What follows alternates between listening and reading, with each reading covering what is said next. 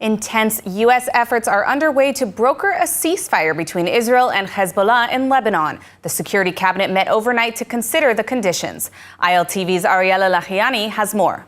U.S. advisors Brett McGurk and Amos Hochstein are due to arrive for meetings with Prime Minister Netanyahu to discuss the proposal's details. The pair will arrive with an official ceasefire proposal the U.S. believes can be reached within weeks. Netanyahu and the Security Cabinet held consultation overnight to decide whether to advance terms for ending the conflict or expand the ground operation in South Lebanon. Israeli officials, including Strategic Affairs Minister Ron Dermer, are in favor of an agreement that will capitalize on the achievements made by the army degrading Hezbollah in Lebanon in recent weeks. Chief of Staff Halevi reportedly supports a negotiated end to the fighting, with a deal that is separate from the ongoing war in Gaza. Israel is reported seeking an improved version of the UN Resolution 1701 requiring Hezbollah fighters to withdraw north of the Litani River, heavy deployment of the Lebanese army at the border, international oversight and enforcement mechanism, guaranteed freedom of operation for the IDF if there are threats that need to be removed, the prevention of Hezbollah rearming in the future, and finally, a 60-day ceasefire during which the agreement would be finalized. The army says that its military goals in Lebanon have been achieved, clearing the way for the government to reach a diplomatic end to the fighting. Today it was announced the IDF eliminated Hezbollah Radwan commander Mustafa Ahmed Shahadi in an airstrike. We have more from ILTV's Steve Leibowitz. The IDF reports that most Hezbollah infrastructure and weaponry near the border have been destroyed. The Hezbollah fighters have either fled, were captured, or killed in the maneuvers, and little resistance remains in South Lebanon. The army said that if there is not a diplomatic resolution, the IDF will present a model for enforcing calm in the meantime. This would require continuing military pressure with ground maneuvers and airstrikes and military control of South Lebanese villages. Defense Minister Gallant said that Hezbollah maintains only some 20% of the rocket and missile capabilities that it had before the war. In South Lebanon, 8 Austrian UNIFIL troops were wounded in a rocket attack near Camp Nakura. The IDF said the rocket was fired by Hezbollah. UNIFIL later confirmed that it was likely a Hezbollah attack. Many Hezbollah fighters have been surrendering in recent days. Among those captured was the commander of its Ayat al-Shab region. Golani forces surrounded the compound, forcing the terrorists to surrender. They were interrogated in the field and then taken prisoner. The information provided helped forces in the field locate and destroy terror infrastructure and prepare for threats in the area. While most of Hezbollah's capabilities have been destroyed, they are still managing to fire dozens of rockets and UAVs into north and central Israel. This morning, surface-to-surface missiles were fired from Lebanon, setting off sirens as far south as Netanya. The projectile broke up in the air without causing harm. A drone reportedly struck an aviation factory overnight, causing minor damage to a factory that produces aviation parts. There were no injuries in the incident. The Air Force also downed at least 5 drones launched from Lebanon this morning, and drones set off alarms in Nahariya before interception. Fire and rescue services are working to put out a blaze caused by falling debris in the Gesher Haziv area.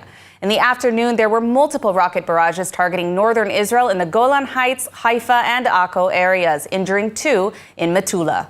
And this from a relative of a 24-year-old Arab Israeli killed yesterday in northern Israel by a Hezbollah rocket strike on Ma'alot Tarshiha. كل زمان نحن بمثلتين أفيلو يشنين بمثلتين زي ما تصاب يعني قصات يعني ما في حاجة يلديم كم يلديم يدخلين لشيبة دبي نحن نجد شيء إن شاء الله هي شلوم هي شكيت. Well, as the IDF continues on multiple fronts, the government is only in the beginning stages of pursuing a diplomatic solution in Lebanon. Here to speak with us about Israel's next steps is Sarid Zahavi, the founder and president of Alma Research Center. Sarid, thanks for joining us. Always a pleasure to have you on. What are the key elements that are really necessary if there's going to be some sort of ceasefire that Israel would agree to? And will what Israel's achieved already, is it enough to enable the return of the displaced Israelis? Look, the military achievements are truly amazing and impressive. I'm not trying to underestimate that. But the biggest question is, what's the capability of Hezbollah to smuggle and to bring back the munition and to redeploy in South Lebanon? We feel kind of a deja vu to 2006. It was the same situation and the same questions that were asked back then. So people will be able to return at the current situation, but if Hezbollah also will return to the fence, it will be a huge problem to provide security. So I think what we need in the military level, I'll put it this way, is to make sure that there is an effective monitoring mechanism, that Hezbollah is not recovering. I don't care whether this mechanism will be Israeli, American, international, whatever. Clearly, Resolution 1701 didn't provide this mechanism. The word enforcement doesn't exist in this resolution. There is no deadline to the disarmament of Hezbollah south to the Litani River. And I want to remind everybody that today Hezbollah is not disarmed south to the Litani River. It is disarmed only in very specific areas next to the fence that IDF operated boots on the ground.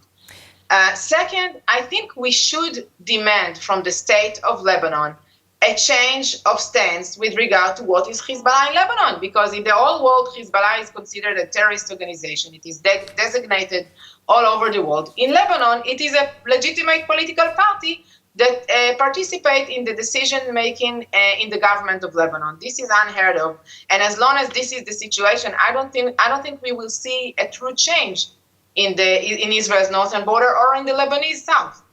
Now, in the long term, how reliable will a ceasefire with Hezbollah be, given that the Islamic regime in Iran continues to stay in power? And of course, Hezbollah, as their favorite proxy of the regime, is it even worthwhile having a ceasefire given the status of Iran today, or the regime in Iran?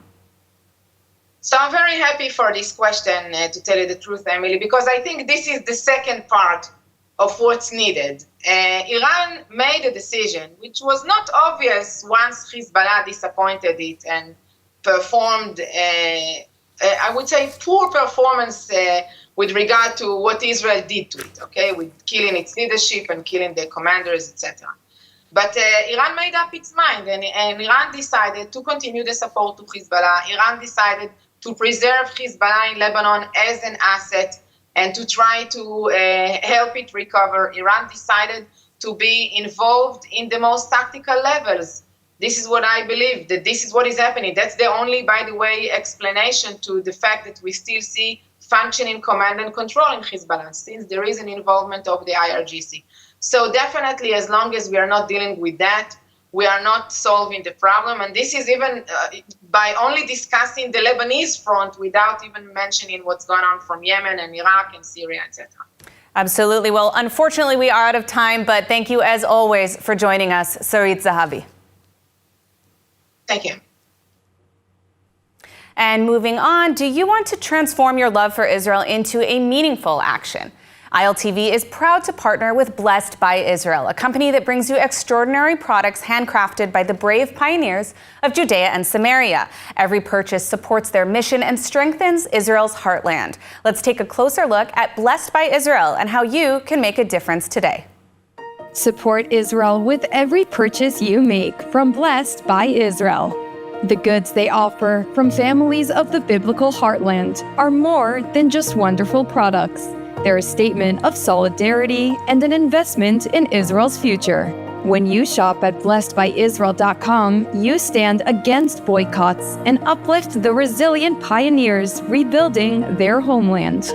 Make your purchase count today. Visit blessedbyisrael.com. Shop now and become part of strengthening Israel's roots and securing a bright future. Following this week's negotiation summit in Doha, officials are continuing to work towards a hostage for ceasefire deal as Israel presents a new proposal. ILTV's Ariela Lachiani has more. Yes, thank you, Emily. So hostage negotiations appear to have reached a new point as Israel has presented a new proposal entailing a month-long ceasefire in exchange for the release of 11 to 14 Israeli hostages. However, unfortunately and unsurprisingly, Hamas is remaining very rigid in their stance.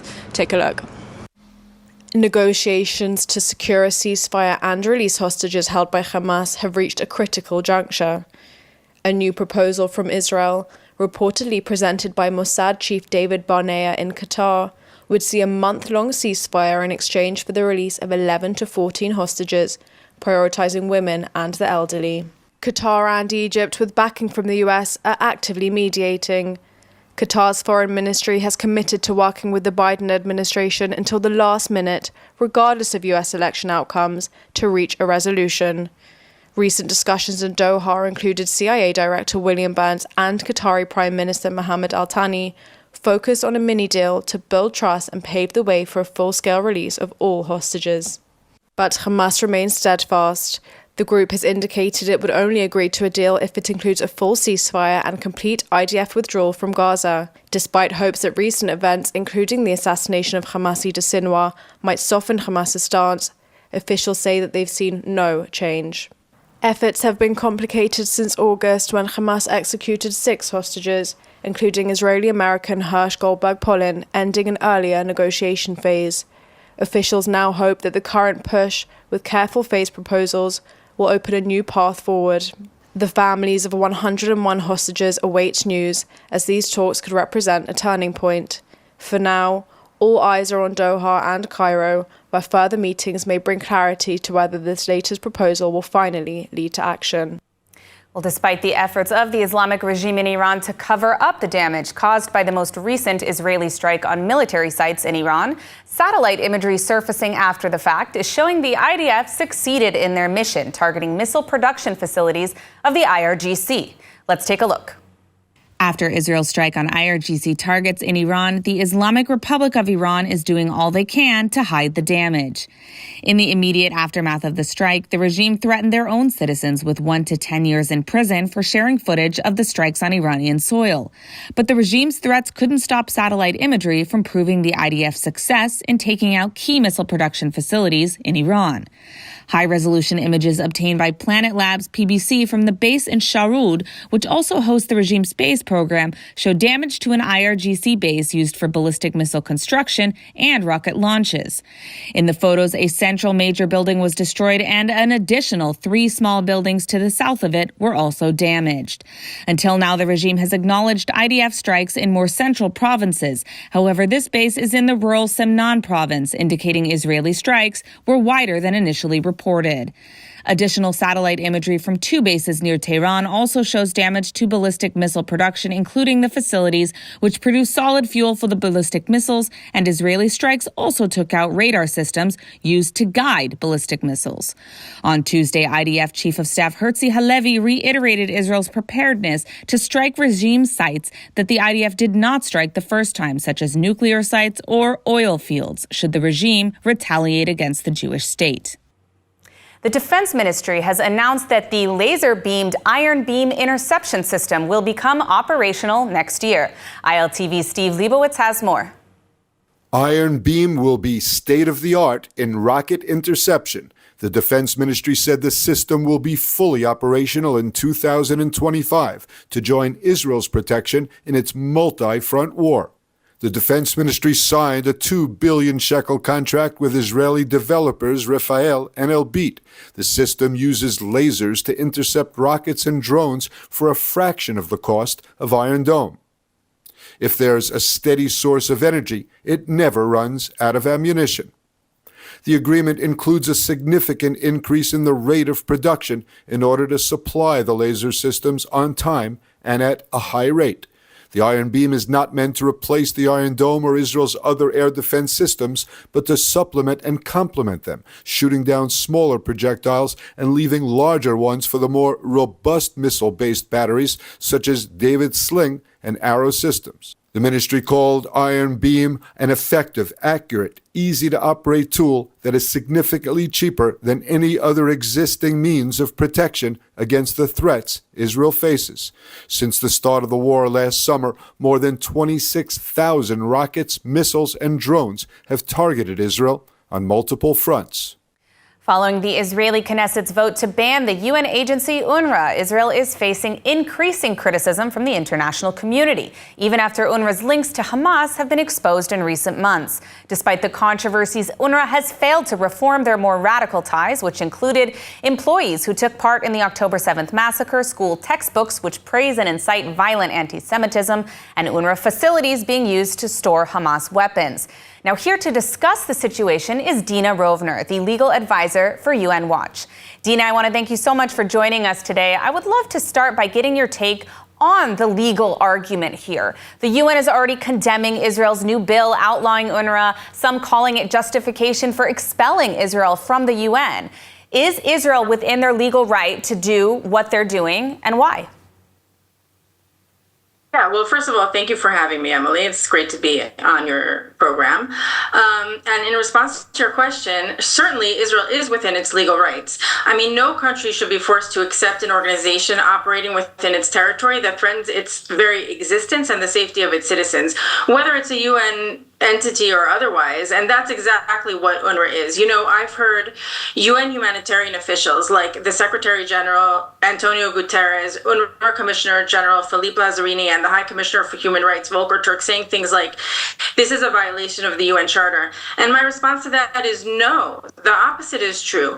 UNRWA's continued existence is a violation of the UN Charter because instead of promoting peace and security, UNRWA perpetuates conflict and war. It keeps the Palestinians in perpetual refugeehood, giving them this false dream that they have a right to return into sovereign Israeli territory. And we know exactly what that looks like. We saw it on October 7th with the horrific atrocities, massacres, rapes, torture, mutilation. When Palestinians talk about the right of return, this is what they have in mind, and this is exactly what UNRWA represents. Now, we are running out of time. I know we don't have enough time to hear all of the good information that you have, but I know that UN Watch has actually exposed a lot of UNRWA's corruption in Gaza. What can you tell us about why this organization really needs to be shut down? Yeah, well, as you know, I mean, our research has exposed UNRWA has been totally infiltrated by Hamas. And unfortunately, the Western leaders of the organization and UNRWA's donors are in complete denial and they're unwilling to do anything about it. I mean, we saw just last week when Israel killed Muhammad Abu Itiwi.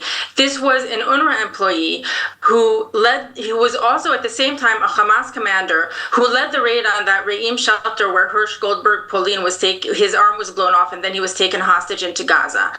You know, in July, Israel gave his name to UNRWA with a list of 100 names, and UNRWA completely ignored it. They did nothing. And we've been exposing a lot about this Fatih al-Sharif, who was the Hamas leader in Lebanon. When he was killed last month, Hamas eulogized him as their leader in Lebanon. At the same time, he was also an UNRWA school principal and the head of the UNRWA Teachers Union in Lebanon. And, you know, this wasn't secret information or anything like that. It was open. It was public. He posted about it all the time on Facebook. So UNRWA had access to this information, and we've been sending them for months details about this Fatih al-Sharif's Hamas involvement, and yet they refuse to fire him. They say that they're investigating. They're always investigating, and they never take it to the next level. So when an organization is infiltrated by terrorists, it's not just about a few bad apples. It's rotten to the core. Absolutely. Well, I want to thank you for all the work you're doing at UN Watch, Dina, and of course for joining us today on the program to discuss this issue. Thank you so much. In the heart of Beersheba, Ben Gurion University's Yazamut 360 initiative is transforming ideas into startups and students into leaders. With support from Americans for Ben Gurion University, the program is nurturing a thriving ecosystem, bringing groundbreaking concepts to life.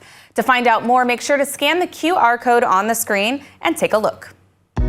Despite the ongoing war against Hamas and Hezbollah at Ben Gurion University of the Negev, only 29 miles from the Gaza border, innovation continues to be not just a concept, but a way of life. In the heart of Beersheba, Yazamut 360 is driving an entrepreneurial revolution.